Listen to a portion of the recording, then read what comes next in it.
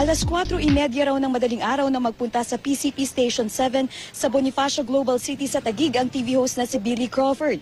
Ayon sa mga pulis ng PCP Station 7 at sa nakasaad na mga detalye sa kanilang blotter, pagpasok daw ni Crawford ay sumisigaw siya at gustong magpakulong. Sinabi ng mga pulis sa kanya na wala naman daw siyang kasalanan kaya hindi nila siya pwedeng ikulong. Nagtanong pa raw ang TV host kung saan may detention cell. Sinagot naman daw siya ng naka-duty na desk officer na sa Taguig Police Headquarters meron.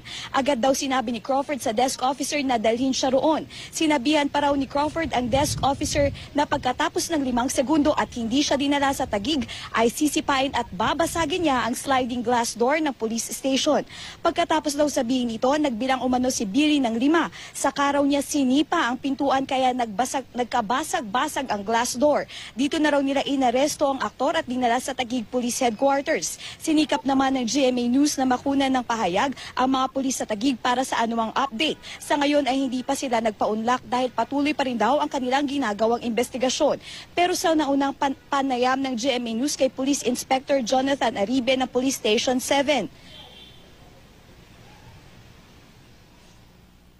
Bigla lang siya dumating na sa PCP namin. Tapos yun nagano na siya, nagwawala. Diretso lang siya na may problema lang daw. Anong pwedeng i-kaso sa kanya, sir? Ngayon lang, malicious mischief po. Tsaka direct assault, resisting arrest, at tsaka disobedience, obedient aversion to authority.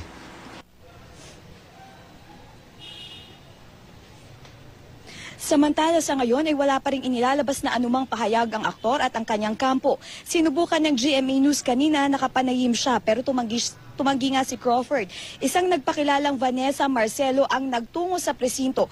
Hindi rin siya nagbigay ng pahayag sa GMA News. At June Maris, ngayon nga inaantay natin ang pagbabalik nitong si Billy Crawford dito nga sa Taguig Headquarters dahil dinala nga ang aktor sa krame para sa kanyang drug at liquor test.